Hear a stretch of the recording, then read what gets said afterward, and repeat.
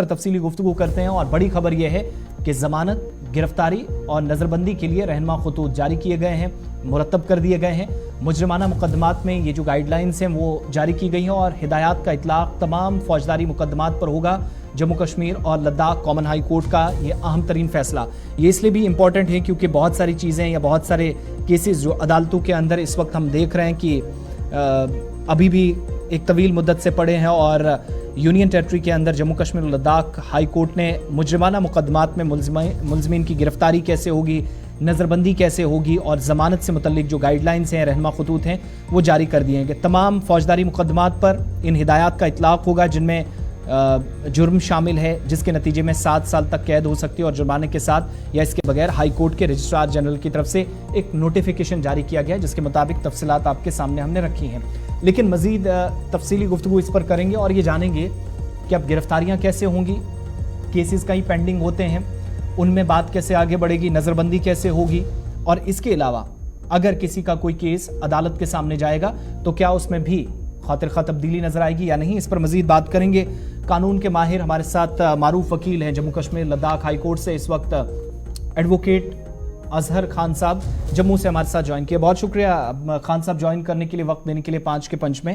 पहले तो ये बताइएगा कि हाई कोर्ट में ये जो गिरफ्तारी से मुतल्लिक और नज़रबंदी से मुतल्लिक ये गाइडलाइंस हैं कैसे आम जुबान में ये समझा जाए जो लोग अदालतों का रुख करते हैं या जिनके केसेस हैं, क्या फ़ायदा, क्या असरात उन पर इन गाइडलाइंस के, इन रहनुमा खतूत के होंगे? देखो आसिफ भाई, मैं सबसे पहले तो ये कहूंगा कि ये जो गाइडलाइंस अभी सुप्रीम कोर्ट ने दी है आफाक आलम वर्सेस स्टेट ऑफ झारखंड में, ये एक special live petition supreme court में गई थी। एक बेल ऑर्डर जो एंटीसिपेटरी बेल, आपको पता होगा जब आपको एप्रीहेंशन हो किसी अरेस्ट होने की तो आप किसी भी सेशन कोर्ट में और हाई कोर्ट में जो है there is a provision under section 438 of CrPC, उसके तहत आप एक एंटीसिपेटरी बेल ले सकते हो। तो उस बेल को एक सेशन कोर्ट ने रिजेक्ट किया था, फिर हाई कोर्ट ने उसको बेल दी थी। बेल रिजेक्ट होने के बाद उसके बाद चार्जशीट हुई, बेल रिजेक्ट होने के बाद ये मैटर सुप्रीम कोर्ट में गया था जी। तो क्वेश्चन ये है कि आपको पता होगा कि जो फैमिली डिस्प्यूट्स होते हैं, जैसे फैमिली के रिलेटेड कुछ केसेस होते हैं जिसमें 498 हो गया, आपको पता है क्रूरल्टी अगेंस्ट द वुमेन, जो उनके रिलेटिव्स हैं हस्बैंड के, या हस्बैंड अगर कमिट करता है क्रूरल्टी 498 का। और most of the cases 90% cases ये होते हैं कि इन केसेस में आपको पता है फॉल्स एलिगेशन भी होते हैं और बड़ी ऐसे केसेस हैं जहां पर अक्यूज एक्विट भी हो जाते हैं केसों में। तो सुप्रीम कोर्ट ने ऑलरेडी तो एक जजमेंट थी आज से पहले, सुप्रीम कोर्ट ने Arnesh Kumar versus state of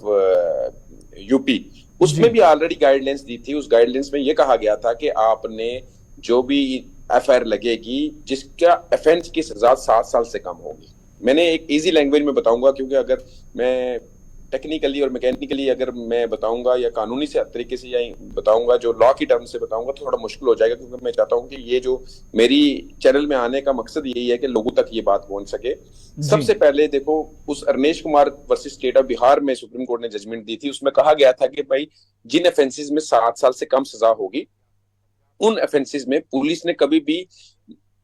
unnecessary arrest नहीं करना और मैकेनिकली अरेस्ट नहीं करना। उनको अगर अरेस्ट करना भी हो तो जब भी एफआईआर उन पुलिस स्टेशन के पास 498 ए के तहत लगेगी, जो ऑफेंस अगेंस्ट द हस्बैंड और उनके रिलेटिव के खिलाफ लगेगी, तो आपको उनको 41 सीआरपीसी का 2 हफ्ते के अंदर नोटिस देना होता है।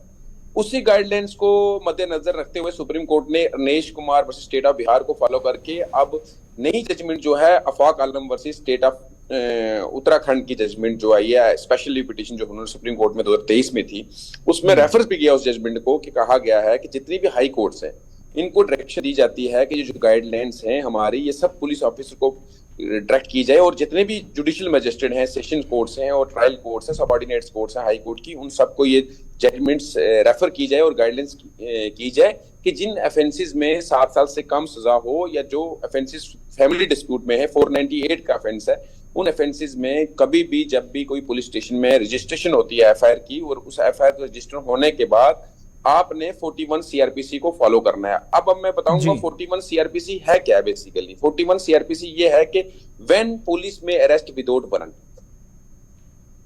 आप समझे, व्हेन पुलिस में arrest without the warrant of magistrate. अब पुलिस के पास भी पावर होती है, अगर पुलिस को लगता है ये बंदा इन्वेस्टिगेशन से भाग सकता है, ये बंदा कोई फर्दर ऐसा ऑफेंस कर सकता है जिससे हमें नेसेसिटी है इस बंदे को हम अरेस्ट करेंगे, क्योंकि अरेस्ट नहीं करेंगे तो ये फर्दर कोई ऐसा ऑफेंस करेगा, फर्दर जो है फ्यूचर में ऐसा ऑफेंस करेगा जिससे सोसाइटी को खतरा हो। और ऐसा हो या जो कोई जेल से भागा हो या पुलिस के सामने वो कोई ऐसा ऑफेंस करता है जहां पुलिस को लगेगा इसको अरेस्ट करना है, 41 सीआरपीसी में एक चेकलिस्ट दी गई हुई है। उस चेकलिस्ट के तहत पुलिस ने उस चेकलिस्ट को फॉलो करना है, बट ड्यू प्रोसीजर फॉलो करने का एक रूल है उसमें। 41 तो आपने एप्लीकेबल होगा कि पुलिस को पावर दे दी विदाउट वारंट अरेस्ट करने की, बट आपने अरेस्ट कैसे करना है? कभी भी आपने अक्यूज को जिन ऑफेंसेस में हिनिस ऑफेंस नहीं है, जो 7 साल से कम ऑफेंसेस हैं उनको हिनिस में नहीं माना जाता। इसलिए कोर्ट ने कहा है कि भाई आपने जब भी किसी अक्यूज को अरेस्ट करना है तो आर्बिट्रेटरी मैनर से नहीं करना, मैकेनिकल मैनर से नहीं करना, आपने प्रॉपर ड्यू प्रोसीजर फॉलो करना है, जिसमें 41A सीआरपीसी कहती है कि जब भी आपने अक्यूज को अरेस्ट करना हो तो उसको आपने नोटिस सर्व करना है 41A का, जो कि इस केस में वो 41A का नोटिस नहीं इशू किया हुआ था। तो सुप्रीम कोर्ट ने कहा नहीं, जितने भी पुलिस ऑफिसर हैं और उन्होंने ऐसे मैकेनिकल मैनर में अरेस्ट नहीं करना, आपने उनको ये ट्रू प्रोसीजर लॉ फॉलो करके करना है। और सेम ही ऐसी डायरेक्शंस जो है हमारे जुडिशियल मजिस्ट्रेट्स को भी दी गई हैं कि अगर आपके पास ऐसा कोई ऑफेंस आता है तो आपने ऑथराइज्ड डेटिनेशन नहीं करनी अनलेस अनटिल आपकी अगर सेटिस्फेक्शन न हो कि अगर ऐसा कोई क्राइम हुई है, आप स्टेटस रिपोर्ट पुलिस से मांग सकते हैं, उसमें मेडिकल देख सकते हैं, वाकई में वहां पर क्या 498 का जो है क्रूरल्टी हुई नहीं हुई है या नहीं हुई है, वो स्टेटस रिपोर्ट मंगाने के बाद आप ऑथराइजेशन डेटिनेशन कर सकते हो। अच्छा, एक चीज और भी जो इसमें समझ आ रही है वो ये कि अजहर साहब के अगर इन गाइडलाइंस पर अमल नहीं होता है तो पुलिस अफसरान भी एक तो डिपार्टमेंटल इंक्वायरी से तो गुजरेंगी, लेकिन तौहीन अदालत का केस भी उन पर लगेगा, नंबर 1 ये भी समझाइएगा। और अगर कोई मैजिस्ट्रेट वजूहात के बगैर, वजूहात अगर वो मेंशन नहीं करता, उसके बगैर किसी मुल्जिम को हिरासत में लेने का अगर वो इख्तियार देता है तो उसके बाद हाई कोर्ट की तरफ से उसको भी महकमाना कार्रवाई का एक जो है वो सामना करना पड़ सकता है। यस, बेसिकली मैं आपको एक चीज बता सकता हूं इस केस में। Basically most of the cases में जो हमारे जुडिशियल ऑफिसर्स हैं वो बहुत अवेयर हैं, क्योंकि already Arnesh Kumar versus state of Bihar है। आप हम कभी भी अपनी कोर्ट्स में जाते हैं, हम अगर एंटीसिपेटरी बेल के लिए जाते हैं तो जजेस को हमारे को ये अवेयरनेस है कि अरनेश कुमार स्टेट ऑफ बिहार में 7 साल के कम ऑफेंसेस में जो है उसमें हम बेल दे सकते हैं या अरेस्ट नहीं कर सकते हैं। उसके लिए हम ऑथराइज अरेस्ट नहीं करेंगे तो वो स्टेटस रिपोर्ट कॉल करते हैं। जो फैमिली डिस्प्यूट होते हैं मोस्ट ऑफ द केसेस में हमारे जजेस, क्योंकि हम भी डेली प्रैक्टिस कर रहे हैं, और मोस्ट ऑफ द केसेस में जजेस क्या करते हैं, अगर कोई 498 की एफआईआर के लिए भी जाता है या डेटिनेशन के लिए जाता है तो कोर्ट हमारी पुलिस से स्टेटस रिपोर्ट मांगती है कि वाकई में सच में ये इंसिडेंट वहां हुआ या नहीं हुआ। बट फिर भी ऑनरेबल सुप्रीम कोर्ट ने ये चीज